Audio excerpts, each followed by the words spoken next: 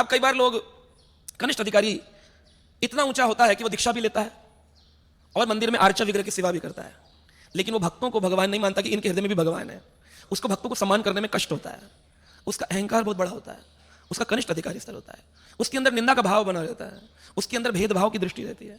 लेकिन जो उत्तम अधिकारी है, निंदा आदि शून्यम, निंदा आदि से शून्य हो जाता है, किसी की निंदा नहीं करता। तो इस बात को समझने के लिए शास्त्रों में एक बड़ी सुंदर एक कथा आती है। कहते हैं कि एक बार एक गुरुजी थे। गुरुजी ने तीर्थ यात्रा पर जाने से पहले अपने शिष्यों को, 3 शिष्य थे, तो तीनों को एक डब्बा दिया, बॉक्स खाली था वो पूरा, कि उसमें क्या था, मणि थे, ये किसी को नहीं पता था। और डब्बा देकर के तीनों को एक एक बॉक्स दिया, एक डब्बा दिया, और बोले देखो मैं भारत दर्शन पर जा रहा हूं, तीर्थ यात्रा पर, विशेष करके मैं वेदांत पढ़ना चाहता हूं, वेदों का अंत समझना, वेदांत सूत्र पढ़ना चाहता हूं, मैं टीकाएं पढ़ना चाहता हूं आचार्यों की, वैष्णव समाज, शैव और शाक्त, मैं समझना चाहता हूं कि क्या है। तो इस प्रकार उन्होंने 3 भक्तों को 3 डब्बे दिए। अब 3 साधकों ने क्या किया, ये कहानी बताती है। उन्होंने अपने गुरु को वाणी को ध्यान से नहीं सुना। उन्होंने कहा था डब्बे को सुरक्षित रखना और भजन पर ध्यान देना, डब्बे को सुरक्षित रखना और भजन पर ध्यान देना। तो जो पहला भक्त था, जिसे कनिष्ठ अधिकारी कहते हैं, लेकिन अन्य टीकाओं में से मंद अधिकारी भी कहा गया, मंद, जिसकी बुद्धि मंद सुमंद मत्यो मंद भाग्यो पार्दितम, तो मंद अधिकारी है, बुद्धि मंद है। इसने बड़े चंचल मन से, उसको संदेह हुआ गुरुजी क्या दे गए, बॉक्स में क्या है, इंद्रिय भोग की लालसा उत्पन्न होने लगी। तत्कालीन लाभ की इच्छा से उस आत्म संयम न किया हुए व्यक्ति ने डब्बे को खोल दिया, और जैसे ही डब्बा खुला तो क्या देखा, खाली था। अब दूसरे भक्तों को, पहला तो हो गया डब्बा खाली था, अभी भी संतुष्ट हो जाता तो फिर भी बेहतर था। अब 4 भक्तों को कह रहा है, गुरुजी खुद तो चले गए तीर्थ यात्रा पे, बोले बड़ा विशेष डब्बा है, खाली ही था, गुरुजी हमारे साथ छल कर गए, गुरु पर ही दोष बुद्धि, हाँ भक्तों पर ही दोष बुद्धि, ये शून्य नहीं है निंदा आदि से, इसको निंदा में बड़ा रस आता है, इसको भागवत रस में आनंद नहीं है, रसालयम में आनंद नहीं है, इसको दुखालयम में बड़ा आनंद है। गुरु की आज्ञा का पालन नहीं कर सका तो तुरंत सुख की अभिलाषा के, तुरंत सुख चाहिए, चपल सुख लागी रे, भक्ति विनोद ठाकुर कहते हैं, तुरंत सुख की अभिलाषा में तुरंत सुख, इसने अपने अनुशासन और धैर्य को भंग कर दिया और अपना मन अस्थिर करके इसने डब्बे को खोल दिया। ये कौन सी स्थिति पर हो गया, मंद अधिकारी।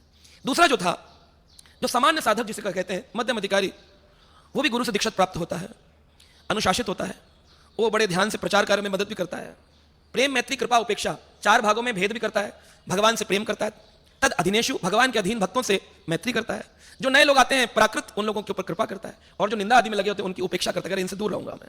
ये मध्यम अधिकारी होता है।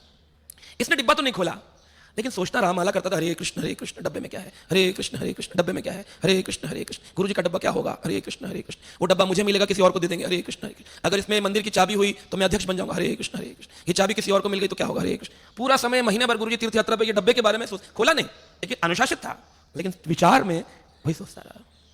इस प्रकार से अनुशासित तो था लेकिन आसक्त था, बाहरी वस्तुओं पर उसका ध्यान रहा, जो भजन अंतःकरण की क्रिया है उसमें उसकी कोई रुचि उत्पन्न नहीं हुई।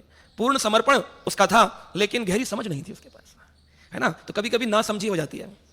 तीसरा जो था वह उत्तम अधिकारी या पूर्णतः योग्य शिष्य था, वो बड़ा शांत था, उसका मन बड़ा स्थिर था, उसमें गुरु के प्रति, वाक्यों के प्रति, उपदेशों के प्रति बड़ी गहरी श्रद्धा थी, उसमें बड़ा विश्वास था, वैराग्य था, सत्य को पाने की तीव्र इच्छा थी, सार तत्व को समझने की योग्यता थी। उसने डिब्बे को सुरक्षित रखा और सोचा जो भी है गुरु जी का है, मुझे इस पर विचार नहीं करना है, मुझे किस पर विचार करना है, मैं इस संसार से कैसे भगवत धाम जाऊंगा, कैसे अपने गुरु की सेवा में लगूंगा, ये भावना मुझे रखनी है। सार को समझते हुए उसने भारी वस्तुओं से प्रभावित न होते हुए अपने अंतःकरण में ध्यानपूर्वक सहरस में भगवत नाम का जप किया, हरे कृष्णा कृष्णा कृष्णा हरे हरे, हरे राम हरे राम राम। और उसकी जो आंतरिक यात्रा थी वो परिपक्व हो गई। तो श्रद्धा के भेद पर ही यह 3 भेद बताए गए हैं। श्रील प्रभुपाद जी उपदेशामृत के अंदर भी ये बात बता रहे हैं, प्रभु कहे यार मुखे सुनी एक बार, कृष्ण नाम से ही पूज्य श्रेष्ठ सब कार। जिसके मुख से एक बार भी कृष्ण नाम सुन लिया ना, उसका भी सम्मान करना चाहिए, लेकिन मन से करना चाहिए। जो व्यक्ति श्रेष्ठ भक्ति में लगा हुआ है उसको प्रणाम करके सम्मान करना चाहिए, और जो लगता है जिसको देखने से ही सारी दुनिया में भक्ति का प्रचार हो रहा है, उसकी कृपा पाने के लिए उसका संग करना चाहिए। श्री राधा रास बिहारी की, ललिता विशाखा की, श्री सीताराम लक्ष्मण हनुमान की, श्री गौरंग नित्यानंद महाप्रभु की, श्रील प्रभुपाद जी महाराज की।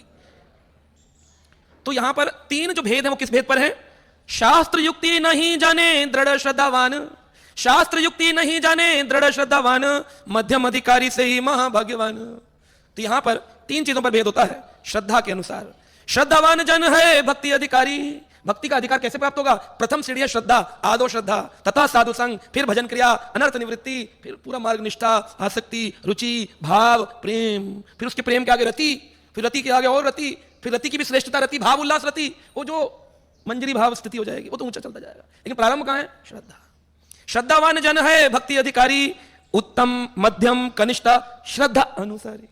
श्रद्धा के अनुसार है इसका भेद, क्रियाओं के अनुसार नहीं है, श्रद्धा के अनुसार है। अब इसी भाव को देखेंगे, सर्वव्यापी भगवान है, हर जगह भगवान है। प्रहलाद महाराज उत्तम अधिकारी है, सर्वव्यापी भगवान है। और एक निकृष्ट व्यक्ति है संसार में, वो कहता है चलिए मंदिर का क्या जरूरत है, सब जगह भगवान है, तो क्या ये उत्तम अधिकारी है? क्या भेद है? एक संसारी व्यक्ति भी कहता है सब जगह भगवान है, कण कण में प्रभु विराजमान है, क्या जरूरत है मंदिर जाने की? और एक उत्तम अधिकारी भी कहता है सब में भगवान है। प्रहलाद महाराज ने खंबे में पूछा हिरण्यकश्यप ने, क्या मेरे खंबे में भगवान है? तो उन्होंने कहा हाँ है। क्या थे भगवान? भगवान कहाँ है? तो फिर तो सारे पिलर की आरती उतारो, अल्टर की क्यों उतारते हो? भगवान थे? नहीं थे।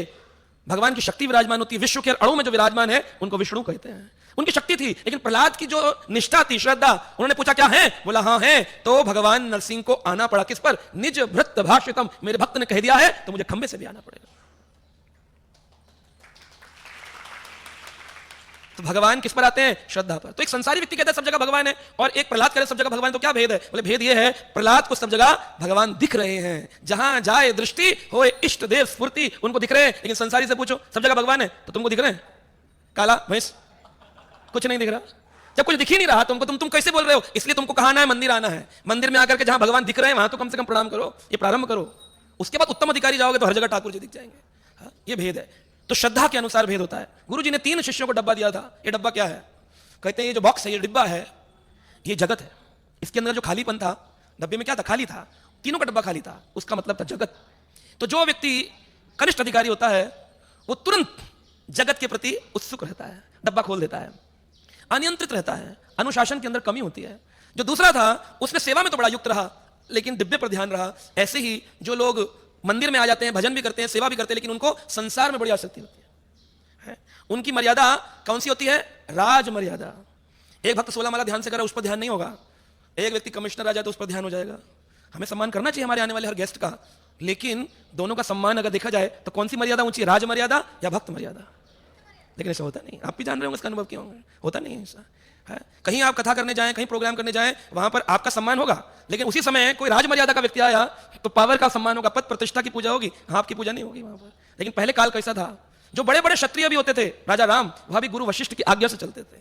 आज क्या होता है? ब्राह्मण खड़े हो जाते हैं क्षत्रिय के आगे, मिनिस्टर जी आए हैं, मिनिस्टर के आगे क्षत्रिय को खड़ा होना चाहिए, मिनिस्टर को ब्राह्मण के आगे झुकना चाहिए। क्योंकि ब्राह्मण ने शास्त्र पढ़ना छोड़ दिया, उसने अपने खुद की श्रेणी और श्रद्धा में कमी कर ली, इसलिए क्षत्रिय ने ब्राह्मण का सम्मान करना छोड़ दिया। क्षत्रियों ने बल का सेवा करना छोड़ दिया, इसलिए क्षत्रियों का सम्मान होना घट गया। वैश्यों ने केवल धन को पकड़ लिया, कृषि गौरक्षा वाणिज्यम, कृषि गौरक्षा कौन करेगा? कितने वैश्य हैं जो कृषि गौरक्षा कर रहे हैं? उन्होंने अपनी स्थिति को गिरा दिया तो सबके सब कौन हो गए? शूद्र। कलो शूद्र असंभवा, कलयुग में सब शूद्र हो गए।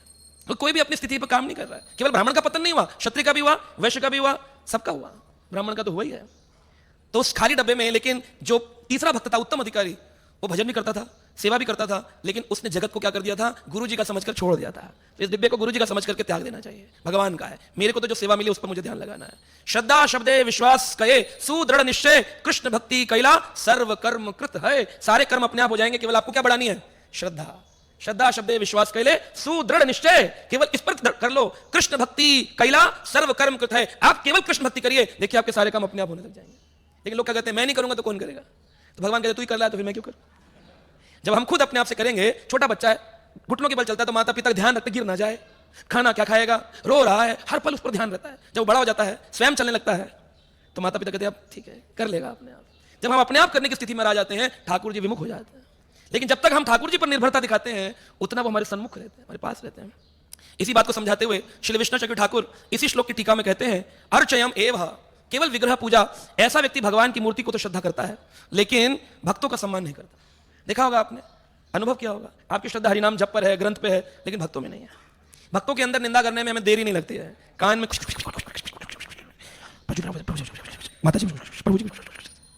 वैष्णव के प्रति उचित व्यवहार नहीं करते हैं। क्या उचित व्यवहार है? शास्त्र कहते ना हर्षयति, वैष्णव को देखकर प्रसन्न नहीं होना है। उसने कहा हरे कृष्णा, तो मुंह टेढ़ा करके निकल गए। हाँ, तो ये क्या है? वैष्णव के प्रति उचित व्यवहार ना करना। इसी कारण से उनकी भक्ति अपरिपक्व रहती है, कभी पकेगी नहीं। 3 प्रकार की श्रद्धा है, कोमल, अपरिपक्व और परिपक्व। परिपक्व अवस्था में उत्तम अधिकारी, अपरिपक्व अवस्था में मध्यम अधिकारी, और कोमल श्रद्धा है कौन? कनिष्ठ अधिकारी। तो कनिष्ठ अधिकारी का स्तर कब प्रारंभ होता है? जब कोई व्यक्ति दीक्षा ले लेता है। दीक्षा से पहले कौन है? संसारी व्यक्ति है। यहां लिखा है पहले तो वो भगवान की आर्चा विग्रह की सेवा कर रहा है। सोचो कितनी ऊंची भक्ति कर ली होगी उसने। उसके बाद तो कनिष्ठ अधिकारी शुरू होता है, तब तो शुरू हो रहा है यहाँ पे लेवल 1, लेवल 2, लेवल 3। तो नया व्यक्ति तो प्राकृत भक्त है, प्रयास कर रहा है। जैसे प्रेपरेक होते हैं ना, preparatory class, A for apple, B for boy. जब फर्स्ट में एडमिशन हो गया तब उसकी पढ़ाई चालू होती है। उससे पहले तो यूकेजी एलकेजी को तो कोई गिनती में नहीं आता है। ऐसे जितना नाम जब किया, जितना सेवा किया, जिस दिन दीक्षा ली, शरणागति हुई, ठाकुर जी कहते हैं हाँ अब इसने एग्रीमेंट दे दिया है कि मैं दुख पाने को तैयार हूं। क्या करने को तैयार हूं? दुख पाने को तैयार हूं। दीक्षा लेने का अर्थ है दीक्षा काले शिष्य करे आत्मसमर्पण। मैं तैयार हूं, आप मुझे कष्ट दीजिए प्रभु। आप हॉस्पिटल जाते हैं तो हॉस्पिटल के अंदर डॉक्टर आप पर ट्रीटमेंट करता है, सर्जरी करता है, आपकी जो रोग होता है उस रोग को निकालता है बाहर। उससे पहले एक फॉर्म भरवाते हैं, क्या नाम है? Consent form. तब आप उस पर साइन करते हो, हाँ मैं ऑपरेशन के लिए तैयार हूं।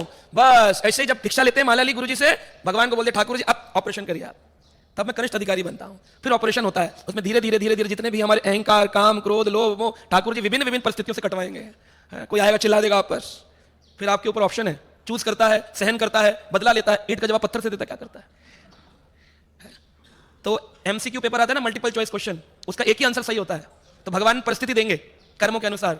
ऑपरेशन चालू हो गया है तो ऑप्शन आएगा ए बदला ले लूं, दूसरा मन मन में चिढ़ता रहूं, तीसरा सहन कर जाऊं, चौथा कोई बात नहीं कहकर ठाकुर जी की सेवा में लगा।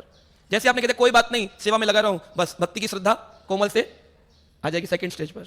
लेकिन वहीं आपने ऑप्शन चूज कर लिया बदला ले लो, मन में चुगली कर दो, निंदा कर दो, तो ऑप्शन ठीक नहीं है ना, तो फिर श्रद्धा वहीं की वहीं रहती है, बढ़ती नहीं है। जितने पेपर में साइन सही हो जाएंगे उतनी आगे बढ़ जाएगी। और जितना जितना आगे बढ़ेंगे, 10वीं की परीक्षा से 12वीं की ज्यादा कठिन है, 12वीं से ग्रेजुएशन की ज्यादा है, ग्रेजुएशन से पोस्ट ग्रेजुएशन की ज्यादा है, और ऊपर चलते जाएंगे परीक्षा कठिन होती जाएंगी, परिस्थितियां बिगड़ती जाएंगी। ये मत सोचिए कि अरे हम अगर उस स्तर पर चले गए ना फिर आनंद ही आनंद है, वैसे होगा नहीं। आनंद तो मन की स्थिति पर होता है, परिस्थिति में नहीं होता है, मनोस्थिति में आनंद होता है। इसलिए जो अभक्त हैं वो भगवान में श्रद्धा नहीं रखते हैं, भक्ति का अभ्यास नहीं करते हैं, केवल भौतिक जीवन में ही आसक्त रहते हैं। यही भगवान के आध्यात्मिक जीवन में उनकी कोई रुचि नहीं होती है। ऐसे लोग क्या कहलाते हैं? भौतिकवादी, अभक्त कहलाते हैं। लेकिन जब भक्त बन गया तो उसको भगवान की सेवा में लगना होगा। उनकी भक्ति जो कनिष्ठ अधिकारी है, श्रील भक्तिविनोद ठाकुर कहते हैं 2 प्रकार की भक्ति कनिष्ठ अधिकारी में भी देखी जाती है। पहली है प्रतिबिंबा भक्ति, प्रतिबिंबा यानी रिफ्लेक्शन, रिफ्लेक्शन प्रतिबिंबा भक्ति। दूसरी है छाया भक्ति आभास, जैसे होता है नाम आभास, छाया भक्ति आभास। पहली है प्रतिबिंबा भक्ति, कनिष्ठ अधिकारी भक्ति में आया, दीक्षा ली, माला प्रारंभ करी, लेकिन पहली भक्ति है प्रतिबिंबा भक्ति। प्रतिबिंबा में क्या होगा? जैसे सूरज की रोशनी जल में पड़ी तो अलग अलग जगह सूरज दिख रहा है, पानी को हिला दिया तो सूरज दिखना बंद हो गया। तो माला तो करता है लेकिन नियम नहीं है कि सुबह ही करेगा, कभी दोपहर में, कभी रात को, कभी ज्यादा ही थक गया तो अगले दिन पर कर लूंगा, कल कर लूंगा, कल कर लूंगा। इसलिए इस युग का नाम है कल युग। यहां पर हर चीज कल की जाती है, आज नहीं की जाती है ना। किसी को बोलो मंदिर चलेंगे, बोले मैं कल आऊंगा, कल आऊंगा, इसलिए युग का नाम है कल युग।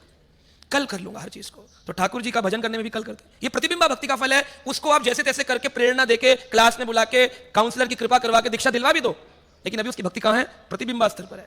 भगवान की कृपा, उसके आचार, उसके गुरु की रिफ्लेक्शन दिख रही है कि वो भक्त हो गया है, लेकिन वो भक्त नहीं हुआ है, वो प्रतिबिंबा भक्ति है, रिफ्लेक्शन हो रहा है। गुरु जी की कृपा से तिलक लगा रहा है, गुरु जी की कृपा से माला जप रहा है, गुरु जी की कृपा से अध्ययन कर रहा है, और वो क्या सोच रहा है मन में? मैं भक्त हो गया। उधर से सूरज चला गया, इधर गायब हो गया। ये प्रतिबिंबा है। गुरुजी कहीं विदेश यात्रा पर चले गए, शिष्य आराम से आलस में सो रहा है, प्रतिबिंबा भक्ति। दूसरी है छाया रूपी, छाया भक्ति आभास। इसमें क्या होता है? इसमें थोड़ी सी वास्तविक श्रद्धा होती है, उससे बेहतर होता है प्रतिबिंबा से, लेकिन अनर्थ इसके अंदर भी विराजमान रहते हैं। अब सेवाओं के अंदर इसको रुचि बहुत होती है, लेकिन इसको शास्त्रों में रुचि नहीं होती है। कनिष्ठ अधिकारी का सबसे बड़ा लक्षण है उसकी शास्त्र के अंदर रुचि न होना। कहेगा जी आप मुझसे सेवा करा लो, मुझसे रात दिन आप खिचड़ी बंटवा लो, आप मुझे आप बोलो मैं फंड रेजिंग कर दूं, मुझे आप बोलो मैं मंदिर के आगे दंडवत मारूं 108, आप मुझे बोले मैं ऑल्टर में एक श्रृंगार कर दूं, मतलब गीता पढ़ी, टाइम नहीं है प्रभु, बहुत सेवा है। यहाँ क्यों थे? इस्कॉन क्यों खोला प्रभुपाद जी ने? प्रभुपाद जी राधा दामोदर मंदिर में ग्रंथराज श्रीमद् भागवत का तात्पर्य टीका तैयार कर रहे हैं ताकि हम लोग पढ़े। उन्होंने वो टीका लगा ताकि हमारी भक्ति को पोलियो का टीका से बचा सके। भक्ति को पोलियो हो रखा है, लंगड़ा लंगड़ा के भक्ति चल रही है, उसको टीके लगवाने पड़ रहे हैं। लेकिन अगर आप प्रभुपाद जी का टीका पकड़ लें तो फिर आपकी भक्ति जो है वो लंगड़ा के नहीं चलेगी, वो तेज गति से चलने लग जाएगी। परम पूज्य गोपाल कृष्ण गोस्वामी महाराज आते थे जीव मंदिर में इसी स्थान पर, और महाराज जी का प्राय एक ही प्रश्न रहता था, आप में से कितने लोग हैं जो गीता प्रतिदिन पढ़ रहे हैं? हम भी पूछेंगे गुरु महाराज जी के प्रतिनिधि बनकर के, आप में से कितने लोग हैं जो ग्रंथ श्रीमद् भागवत को प्रतिदिन पढ़ रहे हैं? प्रतिदिन देखिए। अच्छा, कितने लोग हैं जिन्होंने 12 स्कंद एक बार पढ़ लिया है? कितने लोग हैं जिन्होंने 6 स्कंद एक बार पढ़ लिया है? 6 में तो ज्यादा होने चाहिए थे, 6 में कम हो गए 12 से। कितने लोग हैं जिन्होंने पहला स्कंद भागवतम का पढ़ लिया है? वो ज्यादा है। और कितने सारे हैं जिन्होंने अभी तक भागवतम प्रथम स्कंद भी नहीं पढ़ा? तो इनकी भक्ति तो है, श्रद्धा तो है, मंदिर आए कथा सुनने, है ना, तो कौन सी भक्ति हो रही है? ये प्रतिबिंबा, छाया रूपी। और ये दीक्षा भी हो जाएगी, ऑल्टर में पुजारी भी बन जाएंगे, आरती भी करेंगे, लेकिन गीता भागवत के प्रति रुचि नहीं है, तो कौन से स्तर पर रहेगा वो व्यक्ति? कनिष्ठ अधिकारी रहेगा। उसके अंदर से कभी निंदा दोष करने की बुद्धि जाएगी नहीं। उसको अगर निंदा आदि शून्य बनना है तो उसका एक ही रास्ता है, ग्रंथ राज श्रीमद् भागवत की शरण ग्रहण करना है। इस प्रकार शास्त्रों में बड़ी उल्लेख किया गया है कनिष्ठ अधिकारी कौन है। तो हम सबको देखना चाहिए कि हम कनिष्ठ अधिकारी हैं या उससे भी नीचे हैं। तो कुछ गुण मैं बताऊंगा कनिष्ठ अधिकारी के क्या है। पहला, आत्मनो भक्ति दर्पतः। आत्मनो भक्ति दर्पतः, दर्प का मतलब है अहंकार। भक्ति के मार्ग में भी उसको बड़ा अहंकार होता है, वो कभी अपने से ऊपर किसी को समझ नहीं पाता। इस संसार में कोई अच्छा भक्त है तो कौन है? मैं, उंगली मोड़ करके मैं, बस। वो कहेगा वो वाले प्रभु जी भी तो हम उनको सुनते हैं, वो अच्छा कथा करते होंगे, तुम सिर्फ हमको सुनो, है ना, हम ही हैं तुम्हारे उद्धार के कारण। हाँ, ये जो कनिष्ठ अधिकारी का लक्षण है आत्मनो भक्ति दर्पतः, उसमें दर्प रहता है, हमेशा दूसरों से वो बड़ी जल्दी इन्फ्लुएंस होता है, आकर्षित हो जाता है। कोई व्यक्ति कहेगा अरे आप केवल मंदिर के पुजारी बनकर क्या कमा लेंगे, आइए प्रॉपर्टी डीलिंग करिए, कुछ नहीं करना, एक मकान बिकेगा आपको, उसका आपके अकाउंट में पहुंच जाएगा, बस। खोलो मायापुर में एक गेस्ट हाउस, खोलो वृंदावन में गेस्ट हाउस। धाम महिमा में लिखा है वृंदावन और मायापुर में कोई बिजनेस नहीं करना चाहिए, वहां केवल भजन स्थली है। श्रील प्रभुपाद जी कहते हैं the Vrindavan is a state of consciousness, ये चेतना की भूमि है, बिजनेस की भूमि है। पढ़ लीजिए धाम अपराध में। धाम में कोई बोले मैं तो भक्त बन गया, अभी चलाना है घर क्या करूं, तो दिल्ली में चला, बंबई में चला, वृंदावन और मायापुर में जाकर चलाना जरूरी है। पढ़ लीजिए। तो कौन रहेगा ये व्यक्ति? कनिष्ठ अधिकारी रहेगा। दीक्षित भी है, सब कुछ है, लेकिन इसके अंदर व्यापार बुद्धि भी है कि मैं ऐसा करूंगा, भक्त आएंगे उनको मैसेज भेजूंगा, प्रॉपर्टी बेचूंगा, कुछ कमाऊंगा, फिर मंदिर में आरती भी करूंगा। ये व्यक्ति अपराधों को बड़ी सरलता से कर लेता है, जैसे क्रिकेट मैच में छक्का मारा जाता है। ये अपराध कर प्राय आदत है इसमें, ये तो कोई अपराध नहीं हुआ। और उसमें एक त्रुटि और लगाता है, वैष्णव अपराध मना है, ये कोई वैष्णव है? ये कोई वैष्णव है? ये बोलकर खूब अपराध करता है। अरे प्रभु, महाप्रभु कह रहे हैं आप महाप्रभु से ऊपर हो गए, जिसने एक बार कृष्ण नाम लिया है। प्रभु कहे यार मुके सुनिए एक बार, कृष्ण नाम से ही पूज्या सेवा श्रेष्ठ सबका। वो सारे लोगों में श्रेष्ठ है। उसने एक बार भी क्या बोल दिया? हरे कृष्णा कृष्णा कृष्णा। हाँ, तो इस श्रद्धा जो है इसकी लौकिक श्रद्धा है, परमार्थिक श्रद्धा नहीं है, इसको लोक की श्रद्धा है। इसको बड़ा अच्छा लगता है। इसका जो भजन है कनिष्ठ अधिकारी, यानी हम अपनी बात करें, हमारा जो भजन है, किसी और की बात क्यों करें, हमारा जो भजन है वो केवल दिखावे का भजन है। हम अपनी बात कर रहे हैं, आपकी नहीं, दिखावे का भजन है। लेकिन जिस दिन अंतःकरण में भजन उत्पन्न होगा ना, वो तो आनंद ही अलग है। प्रसन्नता ही प्रारंभ होती है कब? मध्यम अधिकारी स्तर पर। व्यक्ति कहते हैं ना Prabhupada, chant Hare Krishna and be happy, ये जो हैप्पीनेस है ये मध्यम अधिकारी स्तर पर शुरू होती है। कनिष्ठ अधिकारी प्राकृत सहजिया, प्राकृत भक्त, संसारी व्यक्ति, भौतिकवादी, कर्मवादी, छायावादी, ये वादी वो वादी, जितने भी हैं, इनको खुशी तो मिलने वाली नहीं है। खुशी मिलती कब है? जब शास्त्रों के अंदर प्रवेश होता है, शास्त्रों में रुचि होती है, हरि कथा में रुचि, तब प्रवेश प्रारंभ है। और जैसी प्रवेश हुआ प्रसन्नता, चैंट हरे कृष्ण एंड, अब हरे कृष्णा भी जप रहा है, जैसी 16 माला पूरी होती दौड़ के आता है, प्रभु जी आज एक क्वेश्चन है क्या? प्रभु जी टेंशन बहुत है। तो क्या किया 16 माला में? प्रभुपाद जी ने कहा सदा जपिए और खुश रहिए। ये दुखी है, प्रॉब्लम ही प्रॉब्लम है इसकी लाइफ, क्यों नहीं जा रही? क्योंकि इसने अपने स्तर को कनिष्ठ अधिकारी स्तर पर रखा है। अगर ये प्रॉब्लम को समझ ले, तत्य अनुकंपाम ससुमिक्षमाणो, भगवान की कृपा है, तो तारी टेंशन खत्म। लेकिन ये कृपा ना समझ के क्या समझता है? मैं प्रॉब्लम सॉल्वर हूं। इसको लौकिक श्रद्धा कहते हैं। इसलिए कनिष्ठ अधिकारी हमेशा किसका सम्मान करता नजर आएगा? जिनका नाम बड़ा हो, जिनका काम बड़ा हो, जिनका दाम बड़ा हो, जिनके पास में फेमस हो, ऐसे लोगों के प्रति इसकी बड़ी रुचि होती है ना। लेकिन ये सब में भगवान का दर्शन करे, उसके लिए उत्तम अधिकारी बजाना पड़ेगा। मध्यम अधिकारी कम से कम इतना तो भेद कर लेता है, किससे प्रेम करना, किससे मैत्री करनी है, किसकी उपेक्षा करनी है। लेकिन कनिष्ठ अधिकारी तो सबकी उपेक्षा करता है। केवल किसका सम्मान करता है? जिसके पास धन अधिक हो, जिसके पास पद अधिक हो। ये इसका लक्षण है। पुजारी भी होगा, हाँ, और वो व्यक्ति उसकी आर्चा विग्रह के अंदर बड़ी श्रद्धा होगी, भगवान का श्रृंगार भी कर सकता है, लेकिन उसकी साथ में संसार में कोई भी उसके अंदर प्रेम नहीं है, उसके अंदर भक्तों को लेकर।